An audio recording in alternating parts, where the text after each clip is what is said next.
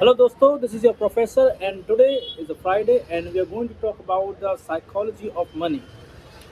तो क्योंकि ये पहली वीडियो होगी हमारे इस लेक्चर की, इस पेज नंबर 3 की, तो हम स्टार्ट करेंगे।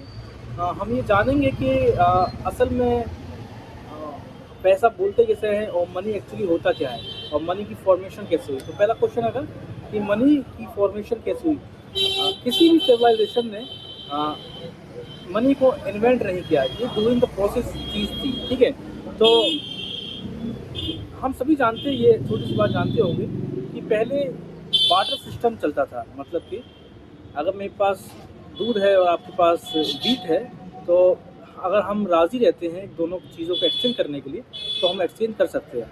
तो इसको हम बार्टर सिस्टम बोलते थे, एक चीज़ के बदले दूसरी चीज़। दूसरे नंबर पर आता है आपका कमोडिटी एक्सचेंज। इसमें क्या हुआ कि एक सिविलाइजेशन ने ये माना कि कुछ चीज़ों को हम एक ज़्यादा वैल्यू दे देते हैं।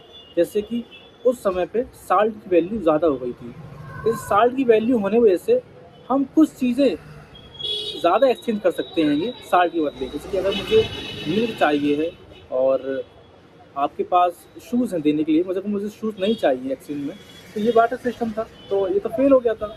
मगर अब किसी के पास अगर साल्ट है तो साल्ट की वैल्यू इतनी ज़्यादा थी कि मैं उस चीज़ के बदले साल्ट को एक्सचेंज कर सकता हूँ।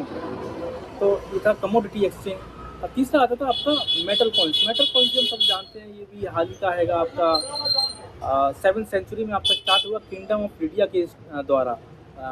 ठीक है, तो कॉइन्स सिल्वर हो गया आपका, ब्रॉन्ज कॉइन्स हो गए, गोल्ड के कॉइन्स हो गए। इन कॉइन्स से हम कुछ भी एक्सचेंज कर सकते थे। मगर यहाँ पर फॉल्ट ये था कि they are very heavy in weight, तो हमें कैरी करने में ज़्यादा वज़न, ज़्यादा ताकत लगती थी। तो ये भी आगे चलकर फेल हो गया। उसके बाद आपका आया पेपर मनी। पेपर मनी सबसे पहले बनाया था चाइना के अंदर में सोंग डायनेस्टी ने। मतलब कि हम एक अमाउंट ऑफ गोल्ड को बैंक में रिजर्व करते थे और बैंक हमें उसके बदले एक रिसिप्ट देती थी और वो रिसिप्ट की वैल्यू एक मनी के फॉर्म में होती थी। अब क्योंकि वेट भी कम हो गया था, सब कुछ हो गया था, मगर ये सिस्टम भी आगे जाके रिचर्ड निक्सन ने ये सिस्टम को ख़त्म कर दिया निक्सन शॉक प्रोसेस के द्वारा। उन्होंने अनाउंस किया कि एक रिचर्ड निक्सन शॉक, उसमें इन्होंने ये एक्सचेंज ऑफ पेपर रिसिप्ट वाला जो सीन था वो ख़त्म कर दिया। ठीक है, अब जो करंट टाइमली में हमारी जो चीज़ चल रही है वो सिस्टम चल रहा है फियाट सिस्टम, फियाट मनी। अब फियाट मनी का मतलब क्या होता है? ये मनी जो है बेसिकली कम्प्लीटली आपका ओवरऑल ट्रस्ट पर बेस्ड होती है। गवर्नमेंट टेंडर डिक्लेयर करती है, गवर्नमेंट कहती है कि ये 20 का नोट है तो हम 20 का नोट ऐसे मान लेते हैं। अगर गवर्नमेंट कहती है ये कि 50 का नोट है तो उसको हम 50 का मान लेते हैं। जैसे कि फॉर एग्जांपल अगर गवर्नमेंट कल को कहती है कि ये 10 का नोट है तो हम इसको 10 का मानते हैं। अगर गवर्नमेंट कल ये कहती है कि ये 10 का नहीं 100 का नोट है, इसकी वैल्यू 100 है, हम इसको 100 की वैल्यू पर इसको यूज़ कर सकते हैं, तो ये 100 मानी जाएगी। ठीक है, असल में ये सिर्फ कागज़ है और इसकी वैल्यू कुछ भी नहीं है। तो आपने समझा फियाट मनी की वैल्यू गोल्ड से नहीं करी जाती है, क्योंकि रिचर्ड निक्सन ने निक्सन शॉक निकाला था, उससे वो सिस्टम खत्म हो गया। दूसरा, उसकी वैल्यू गवर्नमेंट से ट्रस्ट होता है। गवर्नमेंट ट्रस्ट बनाती है, लीगल टेंडर डिक्लेयर करती है, उससे ट्रस्ट बनता है। और लोग ज़्यादातर ये भी होता है कि मनी कोलैप्स भी कर जाती है। अगर लोगों का ट्रस्ट टूट जाता है मनी के ऊपर में से तो वैल्यू ख़त्म हो जाती है। जैसे कि एक ग्रेट एग्जांपल है जिम्बाब्वे का। जिम्बाब्वे में लोगों का ट्रस्ट अपनी मनी से उठ गया था, इसकी वजह से इकोनॉमिक कोलैप्स हो गई और वो लाखों रुपए से भी अपना एक ब्रेड भी नहीं खरीद पा रहे थे। तो ये एग्जांपल है। और ये जो पूरा सिस्टम है, पूरा सिस्टम आपका एक कलेक्टिव बिलीफ चलता है। मैं आपको कलेक्टिव बिलीफ भी आगे बताऊँ। कलेक्टिव बिलीफ का मतलब ये होता है कि कई लोगों का भरोसा, मेजॉरिटी ऑफ द पीपल एक किसी चीज़ पर भरोसा, ट्रस्ट बना रहे हैं अपना, इसलिए वो चीज़ चल रही है। ठीक है, अगला बात ये रहेगी कि फियाट मनी के 3 इंपॉर्टेंट फीचर होते हैं। तो पहला फीचर ये रहेगा कि इसको गवर्नमेंट सपोर्ट मिलता है, इसलिए इसकी वैल्यू बनती है। पहला फीचर है गवर्नमेंट सपोर्ट। दूसरा आएगा नो गोल्ड बैकिंग है, क्योंकि रिचर्ड निक्सन ने निक्सन शॉक निकाला, उससे गोल्ड, ऐसा नहीं है कि आप जितना गोल्ड देंगे उतना ही मनी प्रिंट कर पाएंगे। गवर्नमेंट जितनी चाहे उतनी मनी प्रिंट कर सकती है। तो अच्छा, एक क्वेश्चन ये और आता है कि गवर्नमेंट क्यों ज़्यादा मनी को प्रिंट नहीं करती है। तीसरा फीचर होता है value is equal to trust. अगर ट्रस्ट टूट जाता है, जैसे कि मैंने अभी आपको एग्जांपल बताया एक जिम्बाब्वे का, अगर ट्रस्ट टूट जाएगा तो मनी कोलैप्स कर जाएगी, इकोनॉमी कोलैप्स कर जाएगी। ठीक है, आपने सब बातें समझ ली हैं कि फॉर्मेशन कैसे हुई, बाटर सिस्टम आया, उसके बाद में कमोडिटी एक्सचेंज आया, उसके बाद में मेटल कॉइन्स आए, फिर पेपर मनी आई, फिर असल में कौन सी है, फियाट मनी। करंटली हम दो तरह की और मनी देखने को हमें मिलती है। पहली आती है आपकी फियाट मनी, तो हम जानते समझ ही गए क्या होता है। दूसरी आती है आपकी डिजिटल मनी, जैसे यूपीआई और बैंक बैलेंस। ये सब भी आपका ट्रस्ट पर ही चल रहा है। आपको फ़ोन में एक नंबर दिखाई देता है, अमाउंट कितना देता है, आप उसी को पैसा मान लेते हैं, आप उसको यूपीआई करते हैं, वो भी उसको एक नंबर को एक पैसे फॉर्म में ले लेता है। तो ये सब ट्रस्ट पर ही चल रहा है। दूसरा आपका डिजिटल बैलेंस। तीसरी जो काफ़ी 2008 के बाद में काफ़ी बूम हुआ है, वो है आपका बिटकॉइन मनी या क्रिप्टो करेंसी। क्रिप्टो करेंसी हाल फिलहाल में तो आपके बहुत डाउन पर चल रही है, मगर कुछ महीने पहले ये आपका बहुत बूम में थी। हम सब में 90 लाख के अराउंड में बिटकॉइन की वैल्यू थी।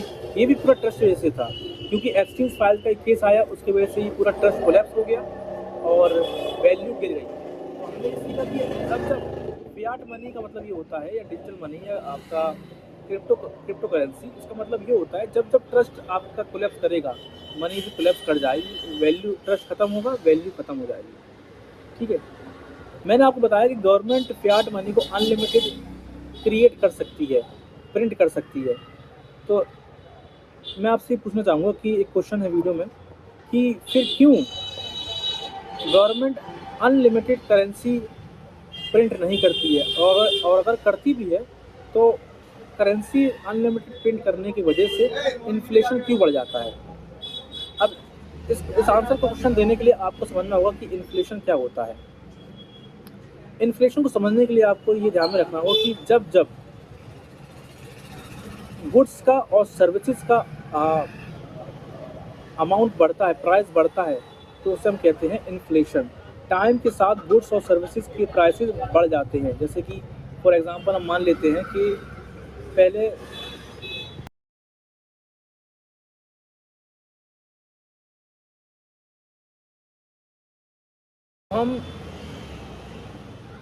हम ये समझेंगे कि इन्फ्लेशन का मतलब क्या होता है। टाइम के साथ साथ अगर गुड्स और सर्विसेज का प्राइसेस बढ़ जाता है तो उसे हम कहते हैं इन्फ्लेशन। जैसे कि फॉर एग्जांपल 10 रुपये का पहले 2 समोसा आता था, मगर अब 10 रुपये का 1 समोसा आता है। तो रुपए की पावर कम हो गई और गुड्स और सर्विसेज की प्राइसेस बढ़ गई। इसी को हम कहते हैं इन्फ्लेशन। जब पैसे की ताकत कम हो जाती है और गुड्स और सर्विसेज की कीमत जो है वो बढ़ जाती है, उसे हम कहते हैं इन्फ्लेशन। अच्छा, इन्फ्लेशन इंडिया के अंदर में किस तरह से मेजर होता है। Reserve Bank of India RBI इसको इस्तेमाल Reserve Bank of India measure करती है इन्फ्लेशन को। एक इंडेक्स होता है कंज्यूमर प्राइस इंडेक्स सीपीआई। इस इंडेक्स की हेल्प से आरबीआई इन्फ्लेशन को मेजर करती है। सीपीआई को हम एक शॉर्ट में समझेंगे। अभी इन्फ्लेशन होने के 3 रीज़न होते हैं। पहला रीज़न है डिमांड एंड सप्लाई का रीज़न, मतलब कि अगर मार्केट में किसी चीज़ की डिमांड बढ़ जाती है तो प्रोडक्ट की वैल्यू प्रोडक्ट का प्राइस बढ़ जाएगा। और जैसे कि मान लेते कोई फेस्टिवल है, ठीक है, तो उस फेस्टिवल में क्या होता है, डिमांड ज़्यादा होती है किसी चीज़ की, तो उस डिमांड की वजह से हम प्राइस को इंक्रीज़ कर देते हैं, उस हम गुड्स की और प्रोडक्ट की प्राइस को इंक्रीज़ कर देते हैं। जब प्राइस इंक्रीज़ हो जाती है तो जो मनी की पावर होती है वो कम हो जाती है। इसी को हम कहते हैं पहला रीज़न डिमांड एंड सप्लाई का रीज़न।